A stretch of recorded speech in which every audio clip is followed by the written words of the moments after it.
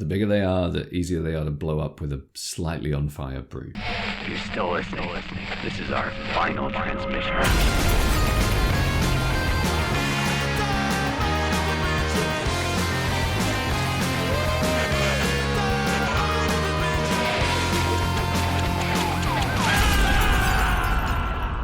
Welcome back, everyone, to another issue. Fucking hell. Yeah, off the press. Final transmission. Plopped on your doorstep. Welcome, subscribers. Creak open those pages and let's get reading. Kaz just messaged me and said episode. That's the word I was looking for. You got a producer off to one side feeding you lines. Nice. Episode, yes. Welcome to this episode of Final Transmission. It's nice to be here. Yes. So today we're going to cover the 1993 Tony Randall Backwoods Gooey Glopfest Ticks. It's going to amaze you to learn that I had not seen Ticks before watching for this episode. Nor was I familiar with Tony Randall. Have I missed anything from this dude that I should have seen? Yeah, definitely. He directed Hellraiser 2, okay. Which I'm pretty sure you have seen, haven't you? No, I've only seen Hellraiser 1. I've been saving 2 for the pod. It is on the list. That's very interesting. Which came first, Ticks or Hellraiser 2? I want to say Hellraiser 2. Okay. I think that might have been his first feature. Wow. And then he just topped it with Ticks. Nice. So Ticks, based on an idea by Doug Bessick, the special effects designer. So it is a special effects forward movie. Okay. Not that you would tell too much, I don't know. Well, yeah, the special effects are definitely spinal to this movie, I think. But there is also a story there. Yeah, there is. Kinda. And produced by Brian Usner, who is a sort of the late 80s, early 90s horror uber producer. Produced everything sort of cheesy but dead good in that time. So you've got Society, you've got The Reanimators. I think he directed a few things later on. Did a lot of work with Stuart Gordon. And also, as we know, produced Ticks. Some serious chops. There's a lot of talent involved in this movie, both in the cast and in the production team, and a lot of fairly juicy trivia. Some good movies coming off the back of this and launching a few careers here and there. So Ticks is an interesting commodity. It wasn't what I thought it was going to be, I'll be totally honest, but right. I learned a thing or two in the process of watching this movie and looking a few bits up. How would you feel about dropping a synopsis for those out there that haven't watched it? Yeah, I'll give it a try. So in LA, somewhere in LA, there's a group of troubled teens, all in their 40s, who need to be taken to the wilderness to not be troubled teens anymore. And they travel to the wilderness with a supportive couple who look to save troubled teens. And when they get there, they find that rascally marijuana growers in the woods have caused a horrific mutation in one of nature's most hardy bloodsuckers.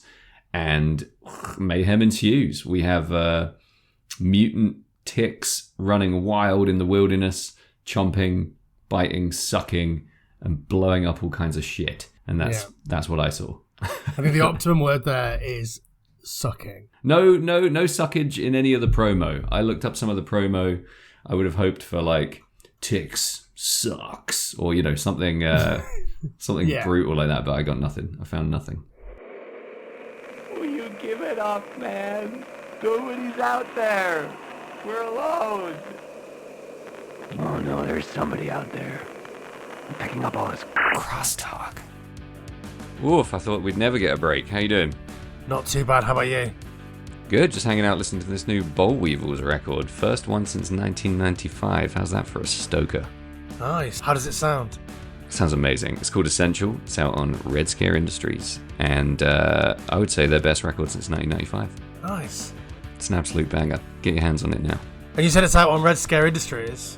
It is out on Red Scare Industries, yeah. That's, one more time. Red Scare Industries is the label. Nice. I heard that they're celebrating 20 years of being a label next year. 20 years next year, yeah. I bet it's flown by for everyone except the bands. Do you think we've had enough of a break and we should probably talk about some films again? Yeah, let's get down this slip and slide and see what's waiting for us at the end. So what did you think? right off the bat, just going straight for the jugular. What did you think? Launch me in. There were aspects of this movie that I really enjoyed. I loved all the stuff that I usually love about movies like this. There were some standout performances by some pretty reliable character actors that we'll get into, I'm sure. Some superb creature effects that maybe didn't go as far as I kind of hoped, but were pretty good. A really decent score and some genuinely decent sort of set pieces, I thought. I like the trope of mutant creatures and mutant insects, and I really like the trope of them being mutated by any kind of goo. So I was all in on that part of the concept. In terms of movies that we've done so far on the pod, I'm going to put this lower down the pile, I've got to be completely honest. But it was very entertaining. I was interested in talking to you about this specifically in relation to Splinter. Sure. Because I think they share a lot of the same genes. You've got people in the backwoods. You've got some criminals, some of them good acting, some of them this movie. I feel like this is what happens. Ticks is what happens when you try and make Splinter, but you prize fun over the experience. So they're trying to make a film that is similar to Splinter, although 20 odd years earlier, but they want to have fun with it. Yeah, I completely agree. I think there's a very different kind of humor in both these movies. Yeah, and that underpins a lot of where the horror goes. I didn't find this even remotely scary, not even for a second, not even slightly unnerving even. But a lot of the comedy did kind of ring my bell. So yeah, a very different property, a creature flick for sure, very, very B-movie vibes, something that you would fucking love to see it like a drive-through or something like that. Drive-through? Drive-in? Yeah. Drive-in. Just while you're waiting for your McDonald's.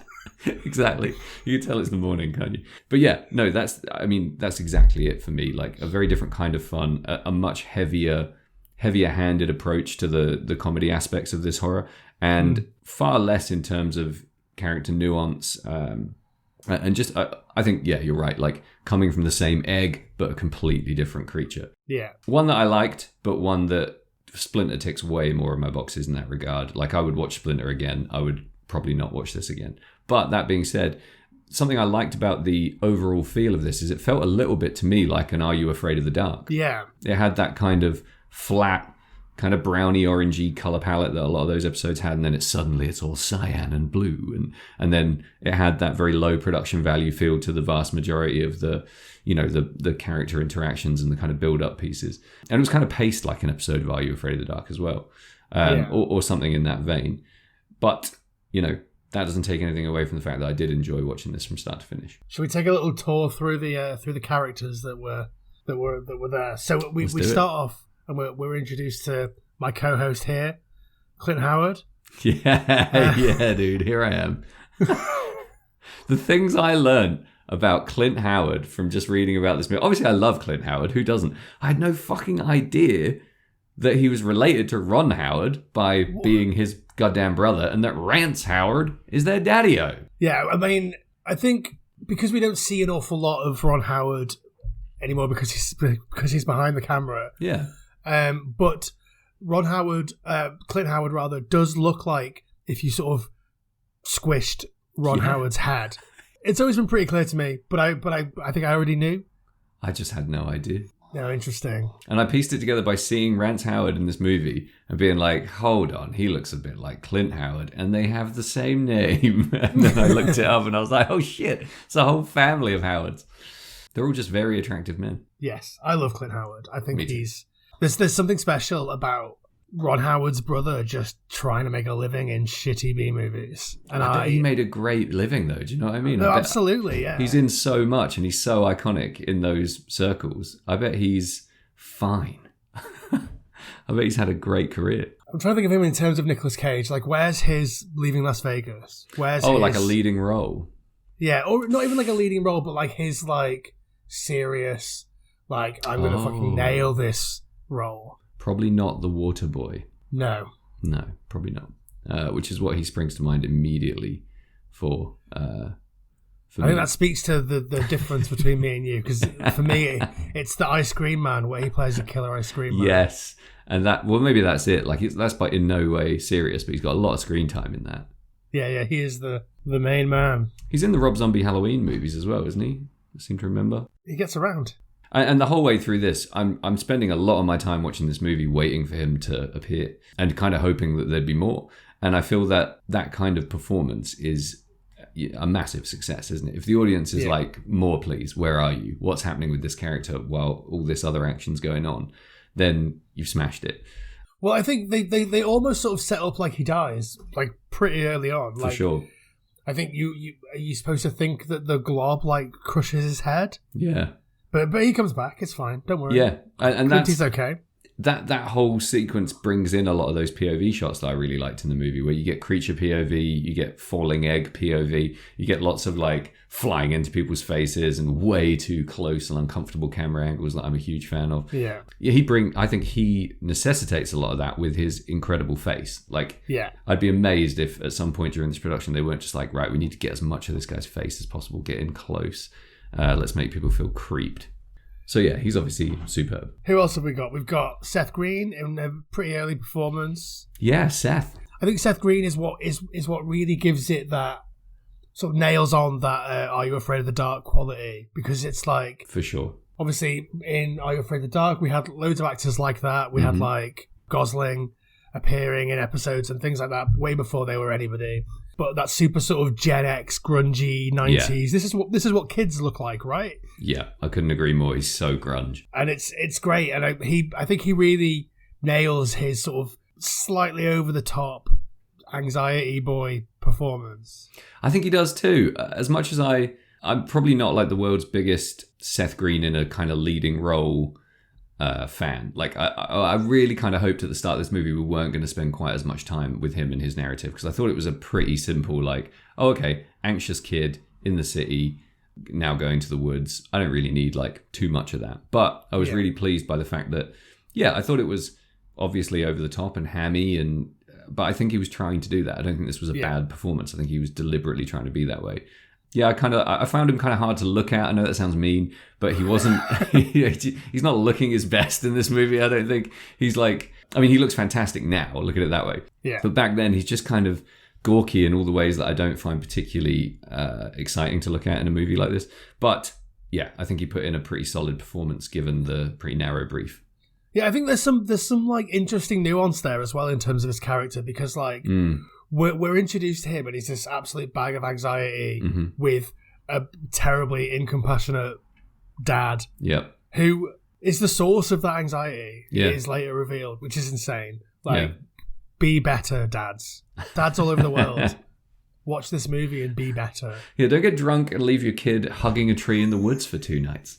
It's a low bar. But there's some nuance there, because like when he's not in that anxiety moment, when he's got something to sort of fight against, whether it's Carlton Banks or it's killer ticks, like he really steps up, and I think it's believable in a way that he when he's sort of forced to step outside of that anxiety, he's I don't know, that speaks to me as an anxious man.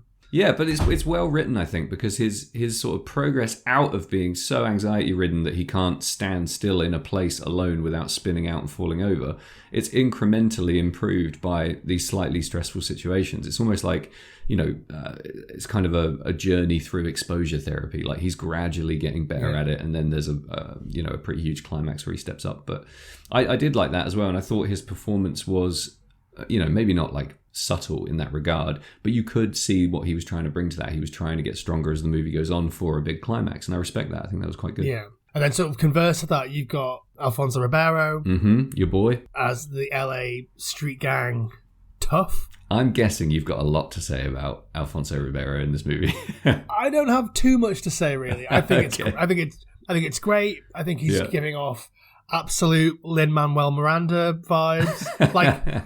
Like technically he's black, but come on, let's be honest. He was way tougher in this than I thought he had in his bag. I got to be honest. Like there was only a couple of moments where he slipped into Carlton, and the rest, and that was mostly just like a speech thing. He's obviously got naturally. I think. Well, I say obviously. I have no idea, but I'm guessing he has quite a soft voice naturally and quite a rounded sort of dialect. There's parts of this where I thought he was pretty convincingly tough. Maybe I have a low bar for LA tough guys, but the combo of like loud sweatpants and a grey overcoat, it's pretty amazing. Yeah, no, I mean, I love him in this movie. I think I just do not buy it. I think there's one scene where him saying Holmes feels like words coming out of his mouth. Yeah. And it's the bit where Seth Green is sticking the coat hanger into the gloopy closet gloop. Yeah. And I know the exact moment you mean. And it's like the only time that he says Holmes, and it's like, yes, you're a person that would say Holmes. Yes, I believe you. Wow. Okay, well, I feel like I'm maybe way more generous to this. I think Seth Green is your boy in this, and maybe Alfonso Ribeiro is my boy in this, because I thought for the whole movie, I wouldn't say he was carrying it, but again, you were kind of like, he's the spark, he's the instigator, this is the performance that makes other things happen. Everyone else is just a bit drippy and a bit nothingy, and he at least is like sticking that Jimmy bar in there and making things happen, which is why I thought it was very interesting they essentially removed him from the movie fairly early on. But I liked what he brought in terms of energy. Yeah, I mean, obviously we'll get into spoilers, but he's the only character that isn't a bad guy that dies. Yeah, good point. Yeah, which is, I don't know if the film or the writers or whoever has some twisted morality, but like he's a troubled kid. He's got a knife and he says Holmes, and like he's kind of a dick and he robs from people. So is the film lumping him in with the literal criminals, or is it just that we needed someone to die? It might as well be this character. I think because he's a strong character, he's good to kill. Yeah, he does take a pounding. He's being punished for most of the movie, and I think out of all the characters that exist in the movie, if you were going to kill one kind of slowly and incrementally, it would have to be a relatively tough character. I mean, that's my knee-jerk reaction to that situation. I think also, like, you're supposed to like him, really, aren't you? Like, he's arresting at first. You're quite shocked by his behavior in the beginning, and then as time goes on, you kind of fall in love with him a bit because he has an amazing and quite beautiful relationship with a dog, which is an immediate winner for a lot of audiences. Yeah. Again, we'll get into what happens to the dog later, but I think through that process, you're supposed to go on side with him and then be pretty pissed off by how he's treated and how he's eventually ended. So again, like, I thought that was, I'm not going to say like fantastic writing, but I thought that was quite a clever little arc for him. To take him out of the play early was quite surprising, and have him on his side quest, I thought it was pretty cool. Yeah, I do wonder about the casting of Alfonso there. Yeah. And whether it's sort of, obviously this movie came out 3 years into the Fresh Prince run, so everybody in the world basically was familiar with Carlton Banks. So like it seems pretty knowing and pretty on point that they've done this, and they've sort of cast him in opposition to Carlton. But I feel like you could have done better. I almost feel like the guy who, what's his name, Rome, I feel like that could have been one character. Yeah, for sure. I feel like I would have bought him more as like, he was more of like a ladies' man type. Yeah, or like I would have bought him as like an LA gangster with a hot girlfriend. Sure. A gangbanger or whatever. Whatever they call them. He's not a gangbanger. He's banging the gang. Yeah. That's the...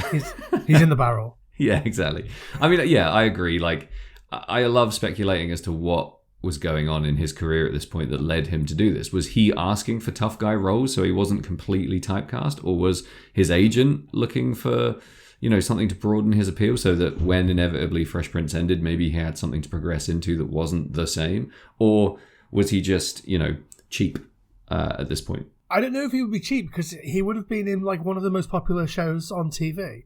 But I mean, I guess we're in an era here where people didn't really cross over from TV to movies and movies back to TV in quite the way that they do these days in the era of prestige television. But yeah, no, I think it's interesting, and I think maybe you're on it there with the idea that he's looking to play something in direct opposition to Carlton. Yeah. So he's got something for the real when he's trying to make it after Fresh Prince, which I don't think he does, because I don't remember seeing him in anything but these two things. I mean, also you get to the point at the end of a show like that, I'm sure, where you're like, do I love acting or do I love just being rich and not doing much and essentially retire in your 30s, early 30s probably. I find it interesting that he's doing something so tonally different to Fresh Prince during the run. I think that's crazy. And he's dipping out of Fresh Prince to do kind of a cheap horror movie. Yeah. That where he doesn't bring much comedy at all. Like he's not even like, I mean, I don't know if he's supposed to be, but I didn't find him particularly funny in this. And that seems to be his bread and butter, is kind of twee mainstream television, nerdy humor. He doesn't, preppy humor, I guess, prep. He's kind of a preppy guy. Doesn't bring that, brings something completely different, does it pretty well, in my opinion, but not so well that it launched a career in horror at all. No. So I'm just looking at his IMDb. I completely forgot that when they did the Extreme Ghostbusters in the late 90s, that he was the voice of the Black Ghostbuster. Winston. So when they did Extreme Ghostbusters, they were all they were different dudes. Okay, right. Yeah.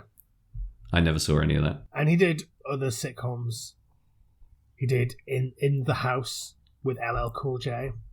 I mean, he's fine. Let's be honest. Like, if you like him as Carlton Banks, you like Carlton Banks. You don't like Alfonso Ribeiro, do you? Like, if you like that role, that's what you like. You don't like his career necessarily, because it ain't much of a career, and it's tough to imagine what that duality must be like to be essentially one character for your whole career and get kind of typecast and maybe not allowed to soar as a result of doing such a fucking amazing job of one character. Like, it's not to take away from the fact he's incredible in that role, and there's genuinely some really good performances in Fresh Prince from him. So he absolutely nails one thing incredibly well, and it looks like he dipped into a bunch of other things and did them okay, and he's probably a very satisfied performer as a result. The person that I often think about in terms of like huge sitcom success that has managed to sort of break out of that is Bob Saget. Okay, yeah. And I think that's because Bob Saget was like a comedian before he was Danny Tanner. Mm. His comedy was again so in opposition to his character that when he left that, and when he's not doing America's Funniest Home Videos or Now Being Dead, he is just being really filthy and hilarious. Oof. Career move. Being dead. Yeah, Saget. I always think of Matthew Perry, who I don't really like, but I always think there's a guy who we all know how much those guys got paid in Friends. He did some other stuff that was okay, but he was kind of the same guy in a lot of those movies that he did off of the side of Friends. Yeah, and he was in the Aaron Sorkin Saturday Night Live show. Right.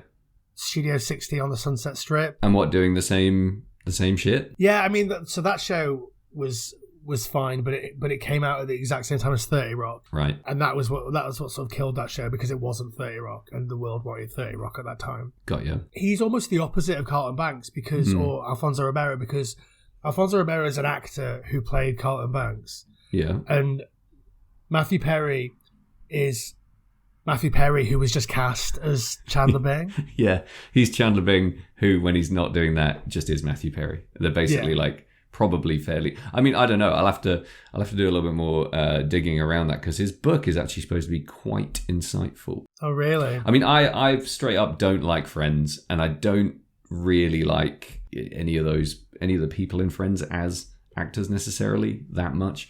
But I do find their careers fascinating, because you're in this series that ends up defining an era of television and kind of being one of the top shows of its type of all time, especially in terms of like ratings, viewership, and fandom.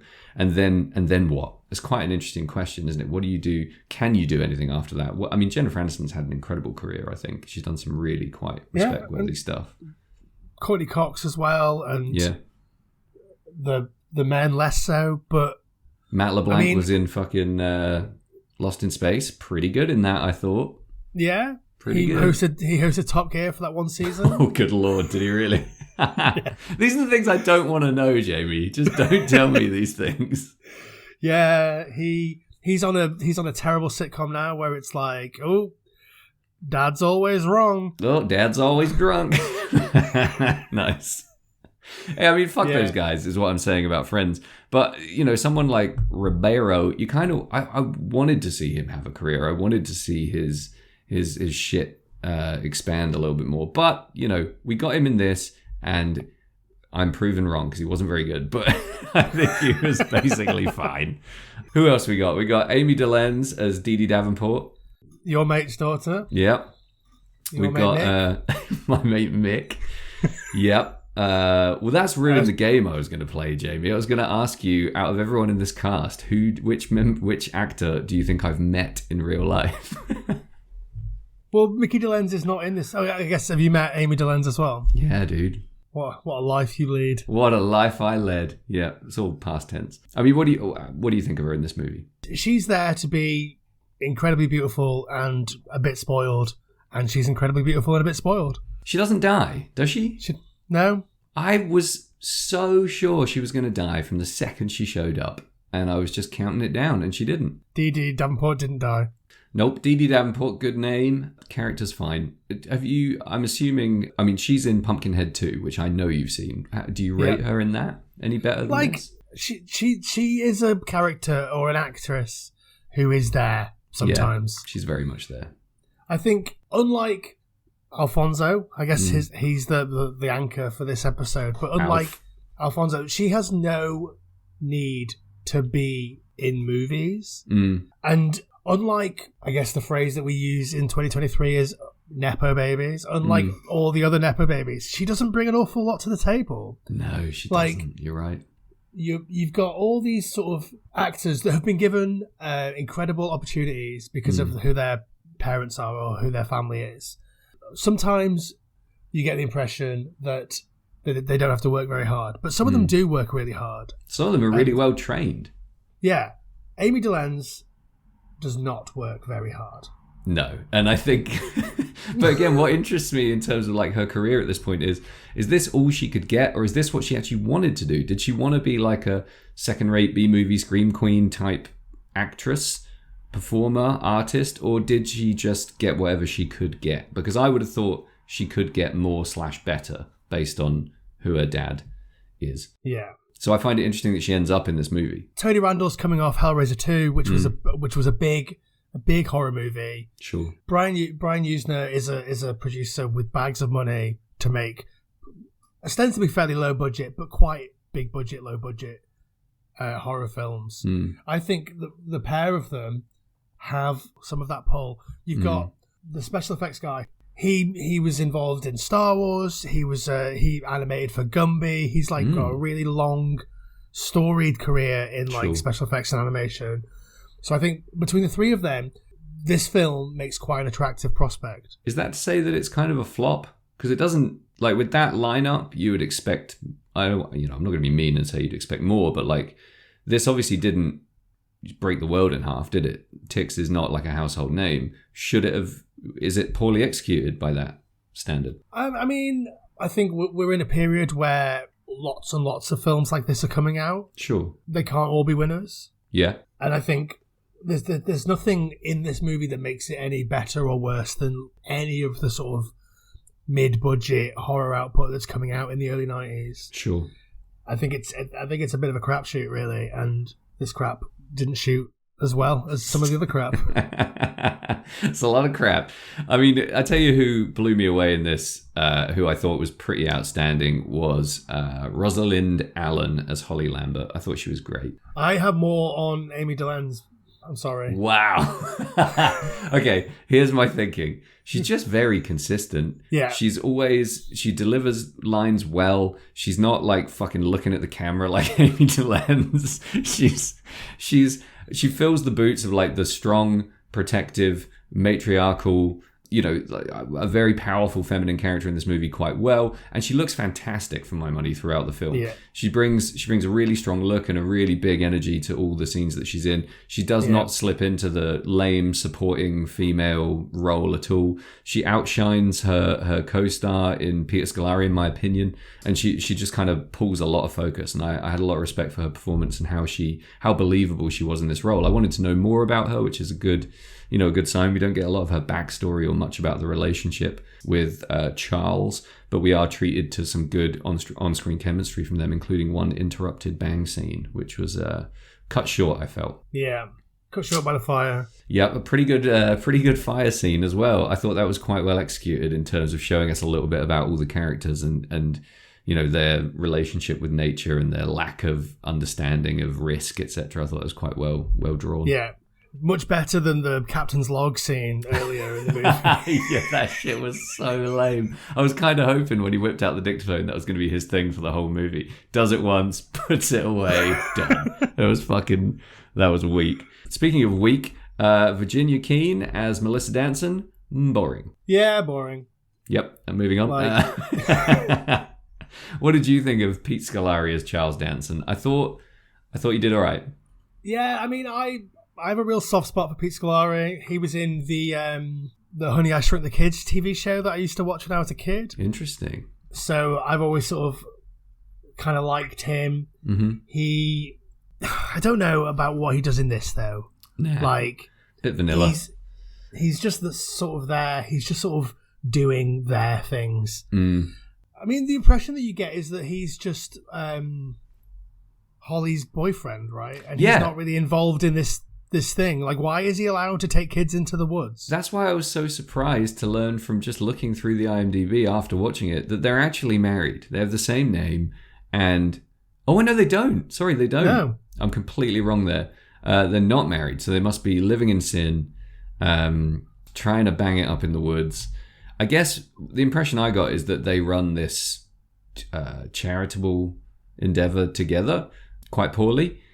He doesn't. This is the thing for me. He doesn't have a character in this. He needs to have like a two-dimensional baseline to his character in this movie to work. He needs to either be the rugged outdoorsman who's trying to, or maybe with a heart of gold, who's trying to socialize these maniac kids a little bit, or he needs to be a bit more of a whelp and a bit more of a city boy who's trying to be the woodsman guy for the sake of his girlfriend, for the sake of these kids. And he's neither of those. He falls squarely in the middle. He's really boring, and he just sort of, exactly as you just put it, he's just there in a lot of these scenes, and he's fine at doing a few things, and that's about it. He doesn't heighten any tension or bring anything particularly notable, but he's visually pretty good to look at, I think. I like the way his face behaves in a lot of this. I feel like if he had a little bit more in terms of script and dialogue, he could probably do a lot more with the role. But he's got these like great gappy teeth, and he looks really interesting.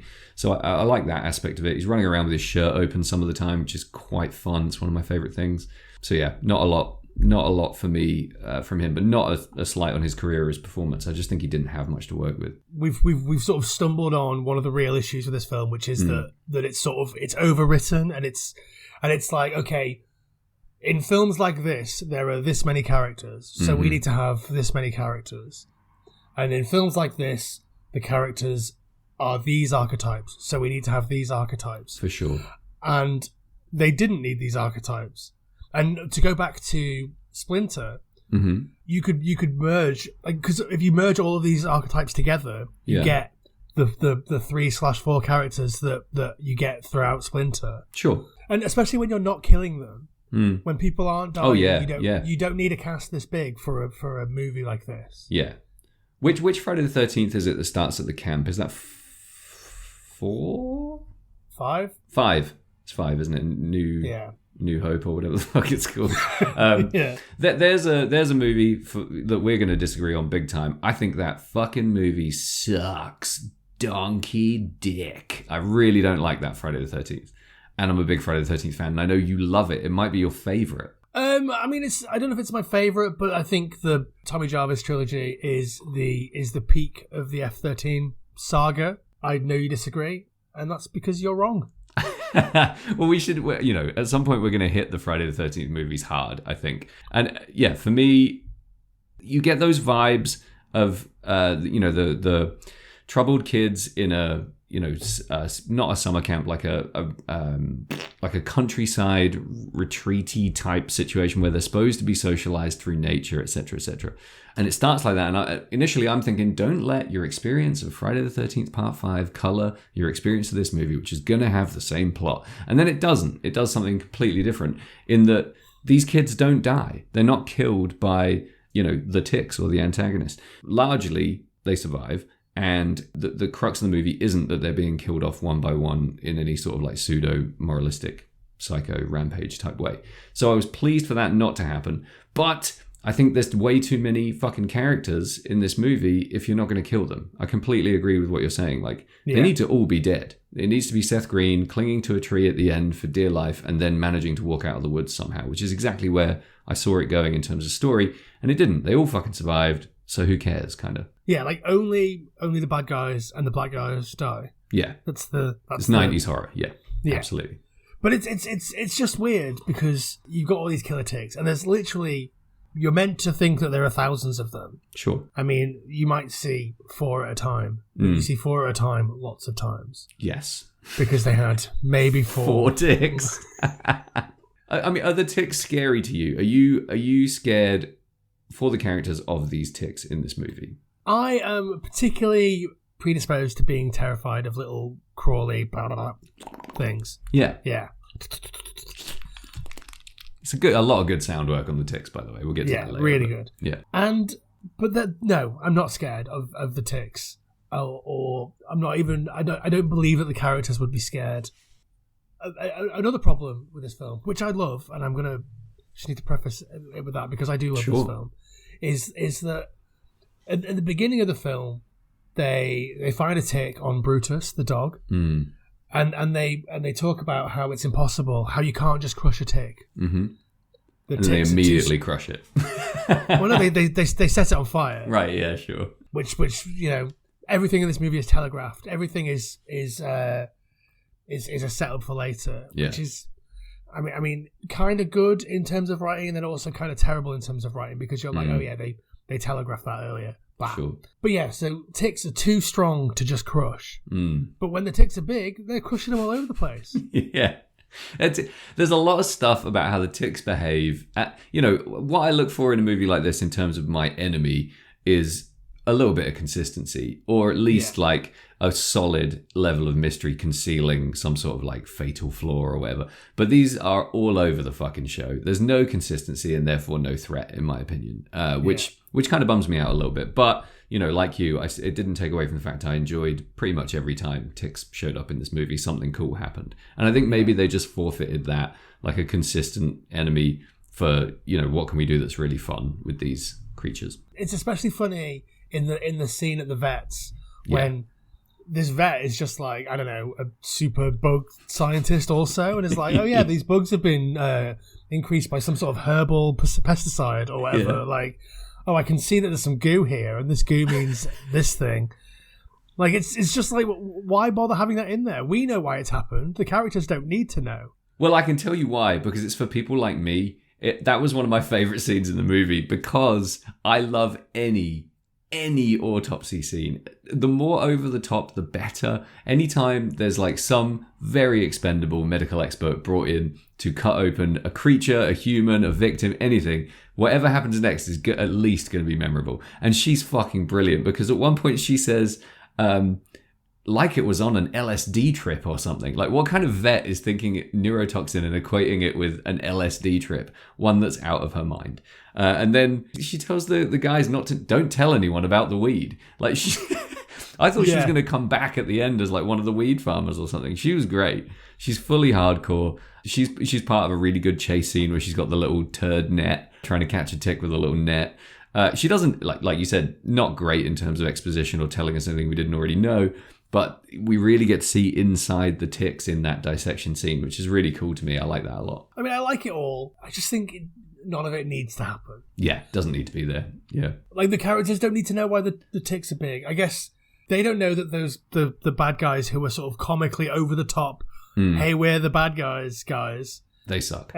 In that scene when it's like, when they come and meet them at the campfire, or not the campfire, but around the fire early on, and they're like, hey, there's some pretty bad guys around here that grow weed. It's not us. They look like us, but they're other guys. Yeah. And there's two of them, but it's not us. Yeah. Yeah, they were bad. So bad. Yeah. I mean, of course it's ham-fisted in telling us everything that we don't need to know. Of course it is. It's that kind of movie. It's assuming that we're thick as fuck and that we have no idea what's going on, that we can't equate green dripping goo with mutation when we're born knowing that. Do you know what I mean? Especially people of this generation, we're born knowing as soon as we see green goo, something's getting mutated. So yeah, sure. I was dozing off a little bit through bits like that. But yeah, the vet scene I thought was really good. It reminded me of, do you know in Who Framed Roger Rabbit, they're filming the cartoon with baby Benjamin or whatever the baby's called. Yeah. Baby Herman. And Roger Rabbit's like chasing him around, and he's like knocking pots and pans off and like heading towards a fire. It is so cartoonish and daft. Very I really, really enjoyed it. It's just like watching an old cartoon, but specifically, like I say, that Roger Rabbit cartoon. It does the little like when it's getting ready to run, like it runs in spot for like half a second. It's so dumb. It's You're expecting great. that kind of sound work, aren't you? You're expecting like zzz and stuff Yeah. while it's all cracking off. But it's not done for slapstick. There's bits that feel slapstick. You know, a lot of the stuff with Clint Howard feels very slapstick when he falls backwards and puts his foot in his own bear trap. That is straight up Looney Tunes, and that's nice. Like bringing in those influences is nice, but I don't think it hits home as well as some comedy horror of this type because it's just tonally slightly off. Yeah. That being said, again, I think everyone in that whole scene does a really good job. And we get to see a lot of the running ticks in those scenes properly close up for the first time. So we really get to see the special effects at play, which was great. Yeah, it has the best moment, I think, of the whole film, which is where you're in Seth Green's POV and the tick jumps at you. And that's probably the nearest thing to scary in the entire film. I agree. Is that you're like, ooh, it's coming at me. And the sound is great in that moment. Yeah. It's, you know, they're sitting there with the Foley and they're thinking, what's the noise of this tick flying through the air for a few seconds? And it's a creepy, airy sound. It's really good. It's just like a space with a you know, they bring in this sound that actually adds a level of threat to the ticks that's quite cool. Yeah. But the ticks are conquered too easy, too early by just being pulled off people's bodies and stamped on. So unless you've got a billion of them, I'm just not scared. There's a moment in that really sort of pulls me out as well, which is when the tick is on Seth Green's face. Yeah. And they're trying to pull it off, and all it is like it's just like hooked fish in hooks his cheek. one of his legs in his cheek. It's like how strong is this leg? Yeah, and then it's just like, and it's off. Yeah, like, and they stamp on it. I get that the fear of the ticks is supposed to be the thing that's motivating people to lose their shit and not deal with them well. You know, anything small, creepy, quick, and clicky, and you know that's going to immediately make you like arms in the air, running around. You know, and that puts you in a weakened state in terms of defense. I get that, but that means that the characters need to do that really convincingly, and they don't. Unfortunately, they don't. No, yeah. But like I say, the tick jumping at the camera, I think it makes me feel in that one moment probably how entire audiences felt in that Lumiere brothers film of the train coming towards the camera. yeah. Just for a second, you're like, whoa, hold on. Yeah. Agreed. And the sound, I know I keep banging on about the sound work in this movie, but it's one thing that kept catching my ear. The sound on the ticks is fantastic. The score is pretty solid. It opens with that kind of Goonies-esque, slightly dark but quite romantic, semi-swashbuckly opening theme, which comes back a few times. You do get some good sort of dread music in there that doesn't lean on synth, doesn't go over the top with strings. It's just quite well pitched. And whenever you get ticks rampaging, you get these cool plinky little string bits happening, and it's not reinventing the wheel, but it is doing a really good job of underpinning what is essentially building to a climax. I think the score does that really well, especially when you've got like tough, troubled kids. Potentially, we could have been in absolute 90s rap hell. We could have been Beats. It could have been absolutely dross, but I think we got lucky with the score. The score works. Yeah, so the score's done by Daniel Licht, who's done quite a lot of good stuff. Interesting. Okay. Even like fairly recently, like he's been working on stuff like Dexter and stuff like that. So like fairly prestige projects. Chops. Did a lot of like the middling budget schlocky horror mid-90s stuff. So he did like Thinner, which I watched quite recently. Nice. What else have we got here in his little list? Amityville: The New Generation. Let's not talk about that. One of the Hellraiser sequels. He's sort of like bibbling around in this sort of janky horror world for a while. And Children of the Corn 2. Yeah. And then he starts doing some games. So he's doing the big sort of dread guy in some of the Silent Hill sequel games. Oh, that's say no more. I mean, the music in those games is phenomenal. Yeah. And so I guess he comes out of that like because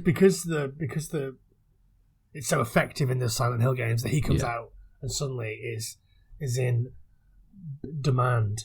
Well, he's making money there as well, isn't he? Transitioning to games of that type, he's having a great career by the look of things.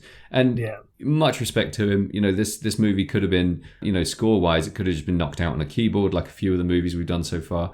But it's semi-orchestral. Like it's pretty. I mean, it would be really moving if it weren't for some of the performances kind of letting it down a little bit. But I thought it was really strong. I didn't remember what the music was like in this at all, and I sort of remembered that it was a Richard Band score because Richard Band did so much of that work with Brian Usner in this period. Right. I love Richard Band like more than is reasonable, but because everything is a bit janky and over the top in a way that is loads of fun. I don't know if you've seen the first Troll movie. Not for a long time. I think I saw it when I was pretty hammered once. Maybe when we're done here, we'll have a sit and listen to a song from that soundtrack, which I listen to all the time. Oh, awesome! To the chagrin of Kaz, but it's amazing. But yeah, anyway, so I've got quite a lot of notes that I was taking as the movie went on, things that kind of leapt out at me as good and bad and everything in between. Do you want to do a bit of that?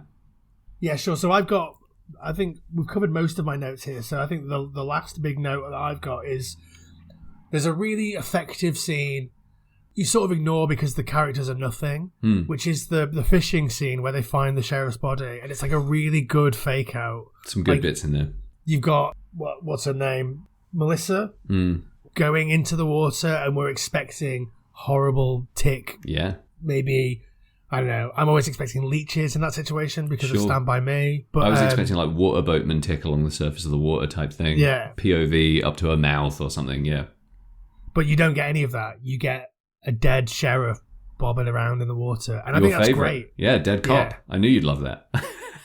Big fan of dead cops. But you also get a plot point. You actually get some, okay, so somebody's killed the sheriff. You actually learn something, and it's a weird scene. All of a sudden this mute character comes out of being mute because she loves fishing. Sure. Yeah. And then, but my favorite line, and she's never mute again. Exactly. Yeah. It's like she's broken the spell. Fully a part of the cast now.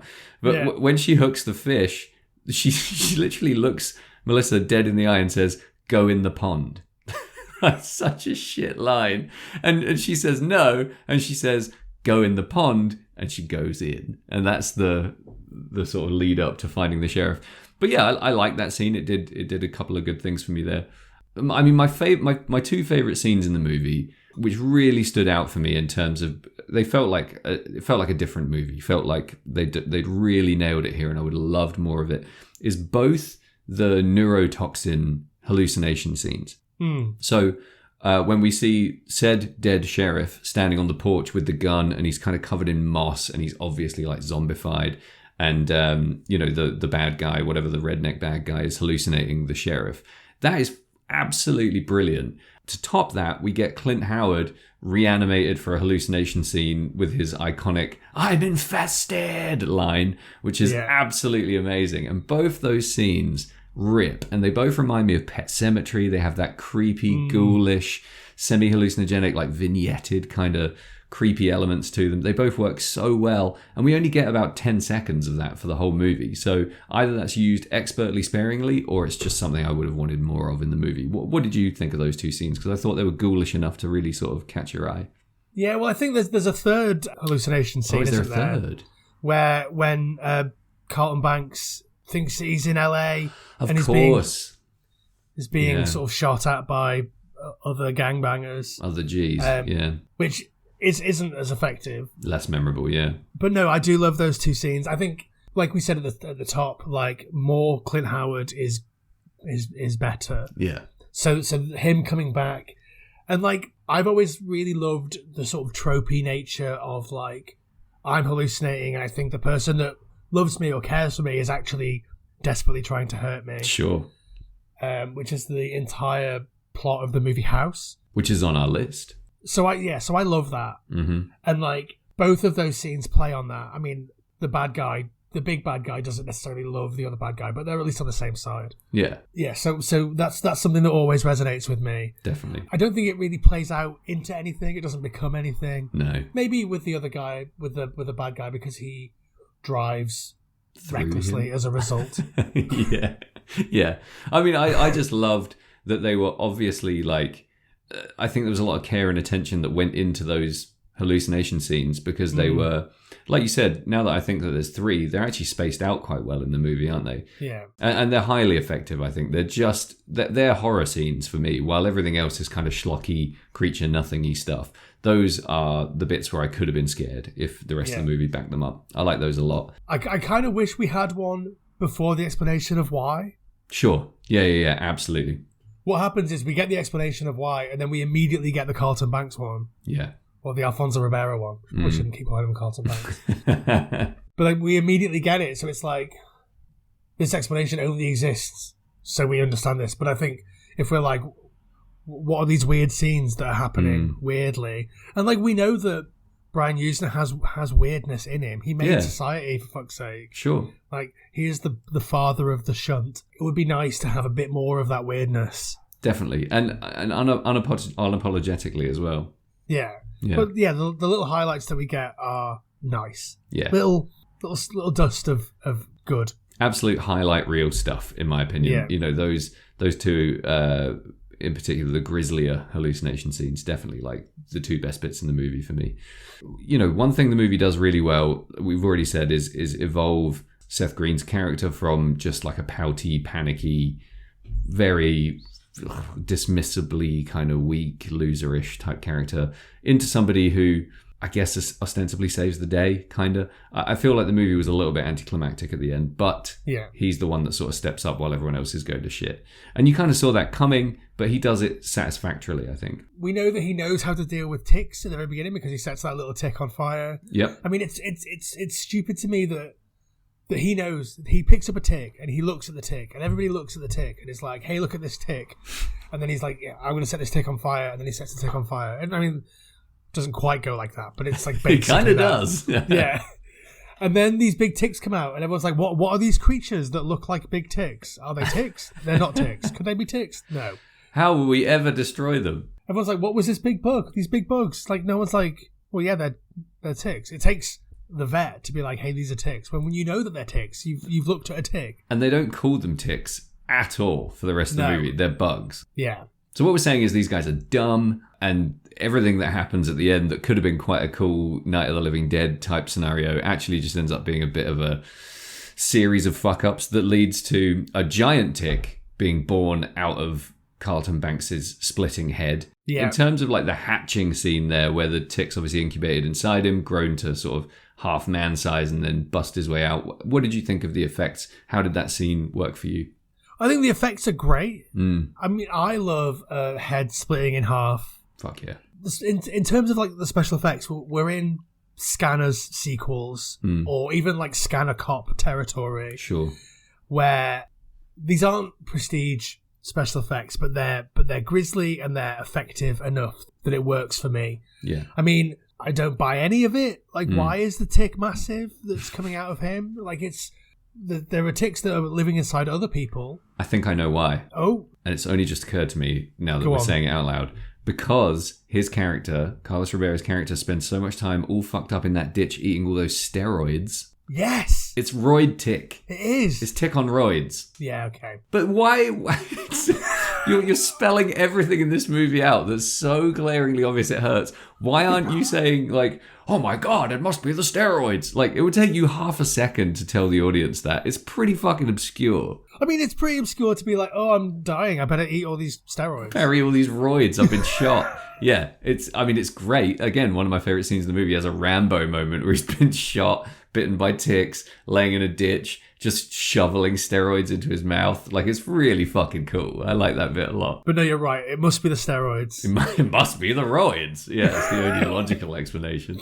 But yeah, so roid tick, you know, for me, if you're going to split a head in half, I mean, that looks really fucking hard to pull off. I don't know a lot about special effects, but the head itself has to be great. First of all, it has to look like the actual actor's head, and it really does. And then when you split it in half, it has to split in the right place. It has to have all the stuff inside the head that makes you not think it's just some clay. And it looks genuinely cool when that head goes in half. Like, I've seen it done badly. I don't know if I've seen it done 1,000 times better than that. I thought it was a really good head split. Yeah, no, I think so too. And I think that speaks to the fact that it's a special effects forward movie. So it's an idea from Doug Bezick, which I think in the trivia it says that he wrote the script, or it's based on a script that he wrote years before. Sure. In the movie's actual credits, it says based on an idea by. Yeah. And I'm wondering if it's literally just, here are some set pieces that I've thought of when I've been noodling around in my special effects lab.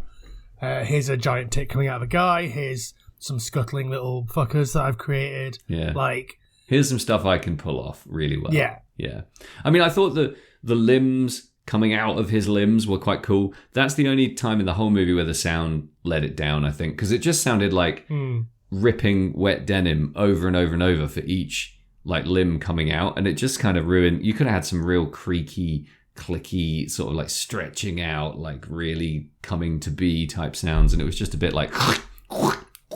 I think I made a note there that I think that they reused the exact same sound effect twice as well. Yeah, like for each limb, it's like this is the same thing, which feels rushed given the care and attention to a lot of the tick sounds in the movie. But Big Tick was pretty cool. I mean, I thought again, not even remotely scary, just like a big, lumbering, fairly useless, immediately killed monster tick. But it looked cool. Ticks are, I think, by their very nature, less scary the bigger they get. Yeah. Oh, God, 100% agree. Great point. Like, which undermines the entire premise of the movie. Yeah, literally.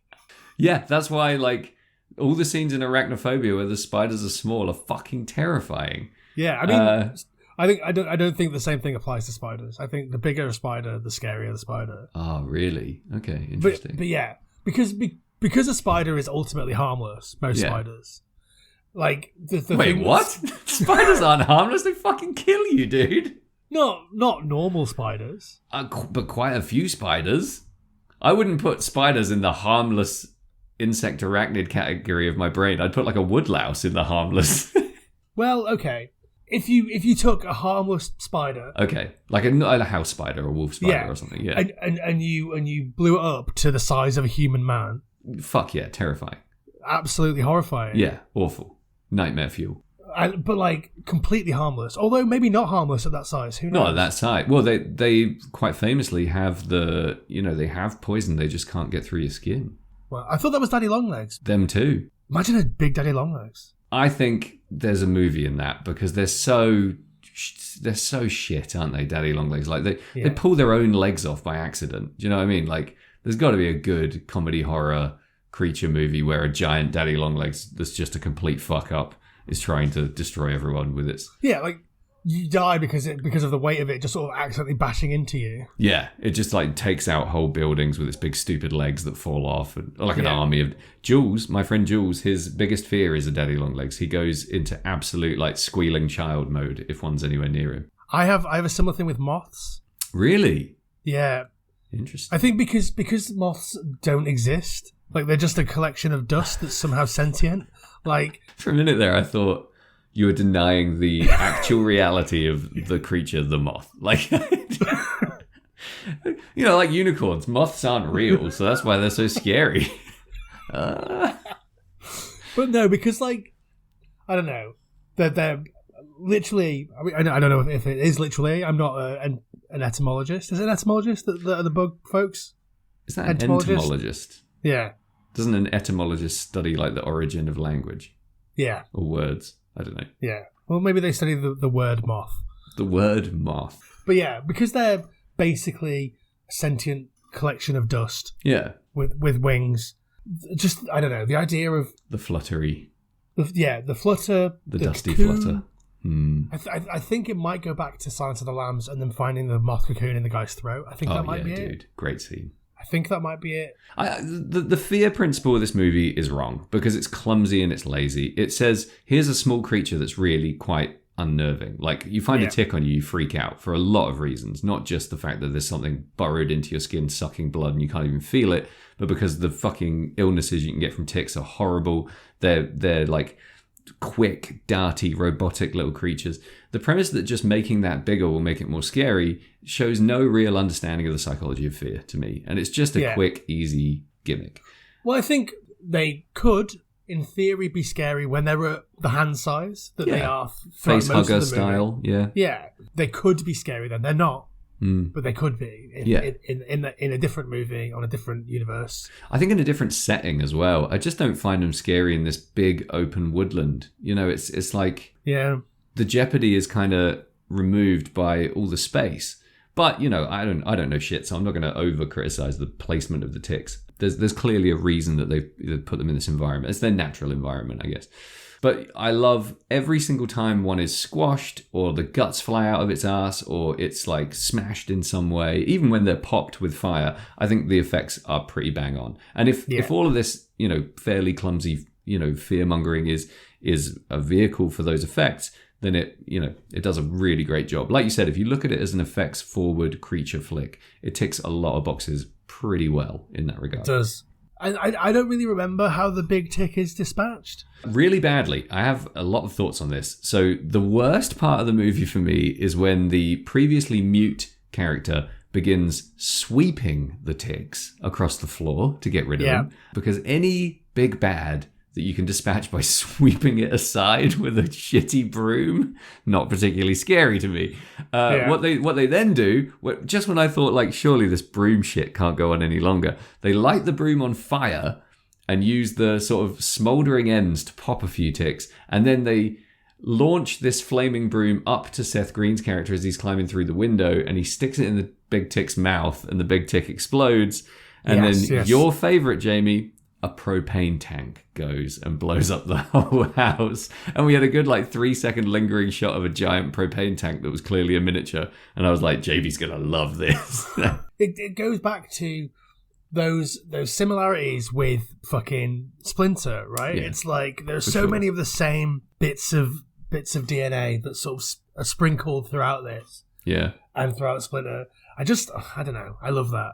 I think that's great. I'd be amazed if the people that made Splinter hadn't even, at least been aware of this movie as part of a creature, small creature to big creature genre. Do you know what I mean? They must have at least been aware of ticks. Yeah, and I think maybe at the end, the thing that is probably the most scary that isn't just the idea of a creature is that sort of Rio Bravo hunker down siege bit that's happening towards the end based on the big weed fire. And I don't think they did anything with the fact that the big weed fire would get people high. I think that would be a really fun ending. Everyone baked, hallucinating on neurotoxin, running around with a bunch of giant ticks. The chaos factor would have been brilliant. Yeah. The Seth Green shoving the broom is barely on fire and he shoves it into the tick's mouth. And I'm just thinking, this has to be the false ending of this giant beast, but it's not. And I think what they're trying to do is an Incredible Shrinking Man type thing. The gesture of lunging this sword lance broom into the mouth. I get it, but anytime a tiny bit of fire touches these ticks, they detonate immediately, which is kind of funny and pretty cool. It's not in keeping with how anything works, but it's great. And I just felt like that was a slight letdown in terms of defeating the giant monster tick that didn't even eat anyone, didn't actually do much in terms of damage. Could have cut someone in half pretty easily with the big pincery proboscis type stuff at the front. But at least we get to see it rampaging through the house a little bit. We get to see it rearing up. We get real close in on its face, and we get to see all the creature bits working up front. And we do get this weird up and down ladder scene that brings in a bit of jeopardy that's quite fun. And yes, that's ultimately how that tick is dispatched. It all goes back to the bigger they are, the lamer they are. But, as far as endings go, I watched it last night and I, unlike some people who watched it with me, remembered how it ended the next day and actually found it quite entertaining. I knew this was going to happen and I still absolutely loved it. They drive back to LA, they park, you get this LA Vista skyscape, here we are, we're home, back in the city. And then plop, there's a tick on the floor, an egg that falls off the bottom of the van. And I thought, great, here comes Ticks 2, Ticks in LA. That could be amazing for my money. Did it ever happen, Jamie? No, it didn't. Fuck. But sometimes the threat of a sequel is enough. You've already envisioned that film in your brain, right? Yeah, and it's great. I'm also not sure if there's any real threat there in the idea of one egg in. I don't know how ticks multiply. Are they born pregnant and they lay eggs? Born pregnant? That's so sick. Born pregnant, the Jamie Carruthers story. What I was hoping, I don't know either. I'm not an ologist. But what I was really fucking hoping is that the tick would run out and it would bite this fucking beast of a rat. And the rat would have tick rat babies. And the rats would grow up to be rat ticks. And they would eat yuppies and just start slowly dismantling the fabric of society. That would have been the sequel I wanted.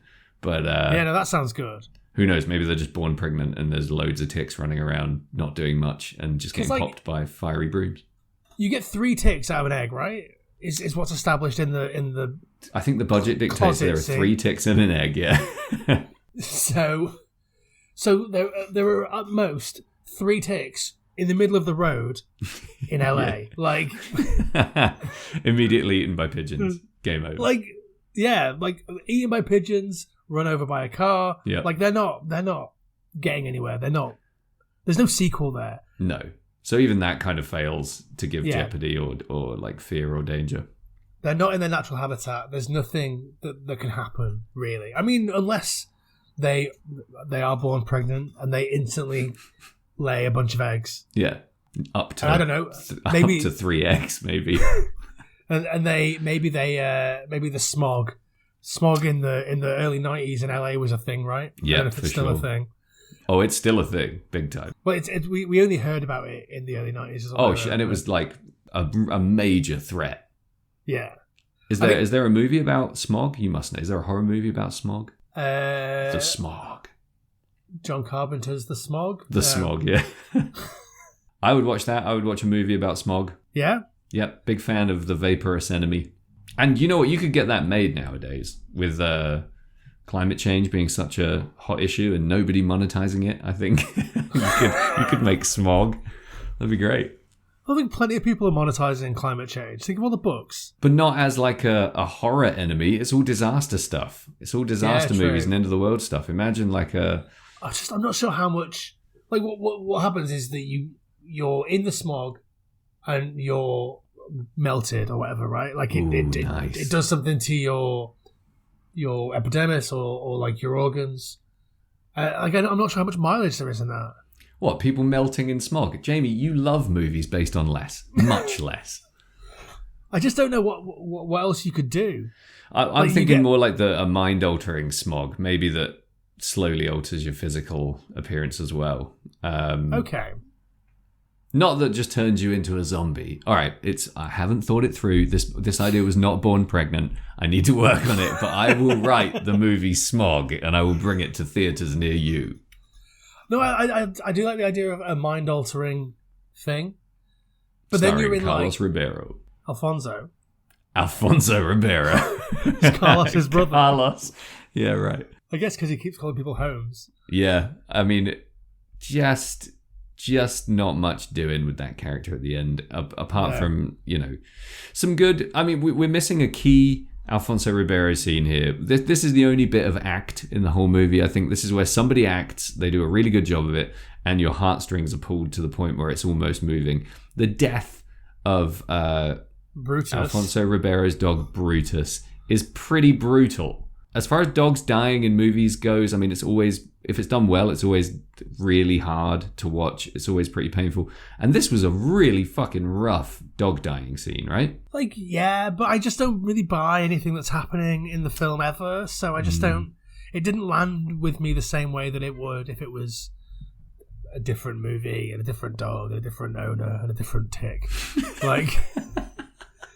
I get it. But where I was is I was like, he has to do something great at some point. He's not going to be in this movie and kind of carry a lot of the action without having like a Jeopardy scene or a breakdown or something. And when his dog is bitten by a tick and it's twitching around on the floor and it's really graphic, it looks like a real dog twitching and going nuts.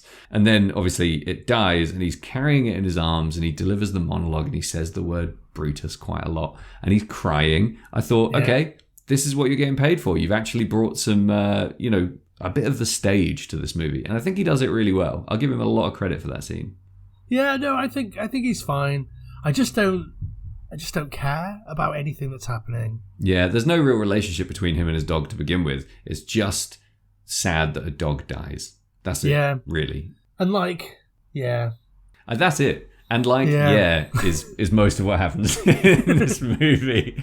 But I had a blast watching it. I thought it was very fun. If the premise is, here's all these really cool looking and sounding ticks that are going to get squished, stomped, splattered, popped, burned, explode, burst out of Carlton Banks' head. I'm having a good time from start to finish, pretty much. Yeah. Throw in Clint Howard. Fuck yeah. Throw in a hallucinatory, bizarre, eyeless, screaming, I'm infested Clint Howard. And I'm having a great night at the movies. Everything else kind of drips away when you boil it down to its essence. There's something else about Clint Howard that I want to talk about, which is the absolute blue balls of his death scene, which I love. Yeah, definitely. Is that he's about to shoot himself in the head because he's so fucked up by having all these ticks in him, and he just can't, and he just dies. And he just dies. I love that so much. With the gun to his head. He does it really well. There is a moment there where he's shooting ticks that have burrowed under his skin, so he's just shooting his legs, which is great. Really grisly, expertly delivered body horror. So good. He doesn't beg for death, which is one of my favorite things when something's so bad someone's begging for death. He does say shoot me, but he doesn't say kill me, because I thought he wanted her to like shoot his cheek and maybe not kill him, which, you know, is obviously like good foreshadowing for the fact he can't shoot his own head and just becomes dead. Fucking superb. Everything that guy touched in this movie. Also, at the beginning, he's drinking Thai food. Well, he's listened to British radio as well, so we guess he's an Anglophile, but it's not really. It's just there. It's not explored. It's not, because he hasn't delivered a line at that point. He's drinking Thai food. He's listening to the BBC World Service, but he hasn't said anything. And I'm thinking, are we going to get English Clint Howard here? Is that what's coming? No, not at all. Is it explained? Nope. But he's drinking. So Thai food, obviously, like one of the worst teas ever, pretty much. Yeah, I mean, I'm not a big tea guy. But I love tea. I've taken an absolute hammering in tea circles for liking a cup of Thai food here and there. But it's a terrible tea. It's objectively poor. And, you know, why the fuck? Why is there a box of Thai food on this movie set? Why is he drinking it? Never explained. BBC World Service? Why? Never explained. But fun. I wonder if Thai food is a brand in America also. I'd be absolutely astonished if it was. Totally willing to find out and let you know next episode. But, I mean, Lipton is the market dominator. If he's drinking tea, you'd expect it to be Lipton. So I think it's a choice. Like, they're anglicizing him in some bizarre way for some reason. Now that I think of it, I think the other bad guy, Sir, I think he's supposed to be English, but he just can't do it. Oh, really? I bet the script says, like, you're English. And he was like, can't do that accent, just going to be American and say some English things. And obviously he's supposed to be his boss. I think maybe there's something there. Yeah, that's a good shout. The character of Sir, I think, is supposed to have like upsetting plantation vibes. He is by far the least enjoyable human in this movie as far as I'm concerned, played by Barry Lynch, a Brooklyn, New Yorker, known for not much and just kind of ruins everything he touches in this movie, in my opinion. But yeah, I would not be amazed to learn that maybe he was supposed to be a Brit and just decided not to. Nah, I think I won't do that. Yeah, no, I think he's another person that was involved in like this sort of loads of TV stuff, and then like a bit of like. So Brian Usner worked with Charles Band at Empire Pictures, so like sort of bibbled around in the Empire Pictures world for a bit. I think he's in like Demonic Toys and stuff like that. I think he's still acting, according to the web. Oh, really? I mean, I imagine like you've got an actor of Rance Howard's caliber in this movie. You put a guy like him next to him, he's always going to look fucking terrible. So yeah, wasn't really into his performance or that side of the plot really. Anytime you bring in like a supposed to be sort of semi-well-to-do guy and his hick associate, I'm just like, oh, here we go. They are more not scary, but they're more antagonistic than the ticks. Yeah, they're racists, they're pervs, they bring that sort of sleazy fear, but nothing that we really get to hang on to too much. Yeah, and I think that sort of goes back to the. I mean, I sort of called it Rio Bravo, but you sort of mentioned more Night of the Living Dead, and I think you're a bit more on it there, and because obviously in Night of the Living Dead, the people are meant to be just as terrible as the zombies. Sure. And so I think that is what they're trying to emulate there, isn't it? That like even in a horrible situation, bad people are fucking dicks. Yeah. Well, I love the idea of Night of the Living Dead meets Rio Bravo. I mean, that's two of my favorite genre movies. So, you know, that has a recipe to be an amazing movie. Night of the Living Dead is already kind of a Rio Bravo type situation, isn't it? Because it's the siege. Yeah. The same as like Assault on Precinct 13 or any of Siege, those other siege starring movies. Steven Seagal. The Siege. Siege and Seagal. Yep. For our listeners, Jamie is making a very dissatisfied face with his own double entendre, I guess. Is that like I said about this film? They can't all be winners. They can't all be winners. Will you give it up, man? Nobody's out there. We're alone. Oh no, there's somebody out there. I'm picking up all this crosstalk. So give us your rap on ticks, Jamie. How do you feel? Well, my name is Jamie, and I've come to say I'll rap about ticks in a rapping way. Ticks is entirely of its time. It's aged in a way that you have to say both syllables. It's buckets of fun, buckets of gloop. Like, you won't have a bad time, but you might not have a good time. I mean, that's a pretty strong recommendation. I'd say that, teenagers could watch this and have a lot of fun, I think. I don't know if the 2023 modern zip-zap TikTok teenagers will... Zip-zap! With their pocket organisers and their... Filofaxes. Yeah, absolutely. I just don't think they'll have the time. Yeah, I don't think there's enough for, a modern horror viewer to necessarily, grab onto and run with here. But I wouldn't be surprised if this movie has, a small place in people's hearts because of those iconic scenes that we talked about. It's got to be in the Clint Howard highlight reel, some of these scenes. So I think it does a few things well. It doesn't do enough really well to be kind of a creature feature classic for me. But it does, it sparks my imagination in places. There's some really fun aspects to the movement of the creatures, the sound of the creatures, the way that they're lit is actually quite cool. And I think it does its job fairly well. I would say it's definitely a B movie, and it's a B movie with a little bit more clout than a lot of B movies.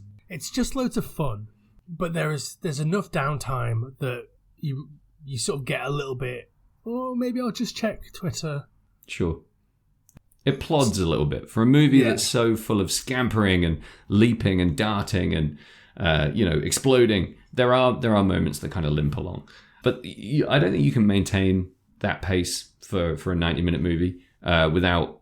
Oh, it's actually 1 hour 25, my ideal length. I think you can, and you should. Okay. Like, I think a better movie would be more engaging when ticks aren't jumping at your face. Sure. I think that's the difference. I think better dialogue, better acting would make those scenes where we're just getting to know the characters and because getting to know the characters and understanding who the characters are is all part of building in that peril, right? Sure. And we never really get that, so we're never really scared for the characters because... True. And I think it's half because the ticks aren't particularly scary and half because we just don't really care. Yeah. So better performances, better script, better everything would make that just a bit more engaging and bring you into the film a bit more.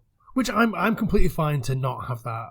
But I think the way that other films, like Friday the 13th films, get around that is by just killing the characters. And it's like you build that tension by just like you picking off people around the leads. Yeah, for sure. And because it doesn't have that, you never really get to build that dread, that peril. You don't really ever think, oh God, what's going to happen? The only thing, like obviously, Alfonso Ribero's character dies and he is ostensibly one of the leads at the beginning. So that's your only drive towards like peril. I mean, that's the thing. I would have loved to have had some larger ticks, dragging people off into the woods at night, that kind of thing, picking them off. We don't get that. What we do get is, essentially a big monster finale. We get like a huge mutagenic monster ripping its way through a house, which is very cool. And obviously, executed quite well. It's probably not easy to do that kind of a set piece on this kind of a budget with the kind of creatures that you're working with. So I think I completely agree with you in that, vast amounts of it could have been a lot better with quite small, mindful tweaks. But it is very of its time, and that's kind of what people wanted at the time. Yeah. It is a bit of a, revisionist look at those classic B-movie creature features. And it does bring something interesting and new to the table in places. It's not scared to be ugly and quite gritty. It's not afraid to dance the line of campy. It does a lot of things just about on the line, and it comes out at the end with something at least memorable. So I definitely enjoyed it, and I think Clint Howard did something pretty special in here for sure. I'd watch it again just for his performance. Yeah, no, I love all the Clint Howard stuff, and I think a 90-minute Clint Howard versus Ticks movie. Oh God, yeah. Would have been amazing. Just a one-er as well, just like one guy versus Ticks. For sure. Like, imagine the energy of the vet scene, but it's just Clint Howard being chased around, and he's hitting it with hammers or whatever he can hold. Dude, yes. Evil Dead 2, but as Ticks. Yeah. And I would even just make him a vet and just have the whole movie be he's in a vet office. These creatures keep, like dogs and pets and shit, keep coming in with ticks on them. And the ticks start, they're not massive, but they're big for ticks. They're maybe like a fist size. And they start attacking. And Clint Howard and Fisher Stevens have to fight their way out of this veterinary surgery. I don't know if you knew this, but I love Fisher Stevens. I did know that. Oh, of course, yeah. We talked about it in the Burning. In the Burning. But yeah, I mean, I put those guys in a very similar ballpark. As I know they're very different. They have very different careers, but they're visually immediately arresting character actors who have such a fucking great eye for horror performance. And do you see them together in anything? I don't know if I've seen them together in anything. I don't think I have, but no, I can see it. Like mismatched buddy vet. Yeah. I think also a memory of this film that I had was that Clint Howard was a vet, but a different kind of, like the other kind of vet. Like he was a veteran. Yeah. I can see that. I don't know why I thought that, but I sort of had a memory of him. Maybe I've conflated two different things, but I have a memory of him in like fatigues or something. Sure. Like battling bugs in fatigues. Huh. He's not in like Starship Troopers or something. I mean, he might be in Starship Troopers. That's the sort of thing that he might be in. But he's not in that in any major capacity. No. Maybe you've just filled in his backstory in this movie and figured out why he is. Because they do mention that veterans, particularly Vietnam veterans, were starting to monopolize this weed growing business. So maybe we put him as a Vietnam vet. Or he's maybe got a bit of a Vietnam vet face, hasn't he? Oh God, yeah, he could be a Vietnam vet in every movie ever. And he should be. He fucking should be. Let's start the campaign to have Clint Howard play a Vietnam veteran in every movie with a Vietnam veteran. Yeah, how many bugs flying towards your face out of 5 would you give Ticks? Do you know what? I give it a solid 2.6 bugs flying towards my face. It was a half decent movie, I would say. Cool. What about you? How many slowly erupting, globulous eggs clinging to the wall of your closet would you give this movie? Same as you, but I'll round up, so 3. Okay. 3 gooey eggs. 3 born pregnant eggs in your closet. This has been Final Transmission. Thank you for listening. Thank you for spending a little bit of time with us today. So, thanks everyone for coming to this issue of... Thanks for flicking through the pages of Final Transmission with us. You've now reached the sports section. Time to put it down, finish your cup of Thai food tea, and head outside and face the world. Thanks, everyone.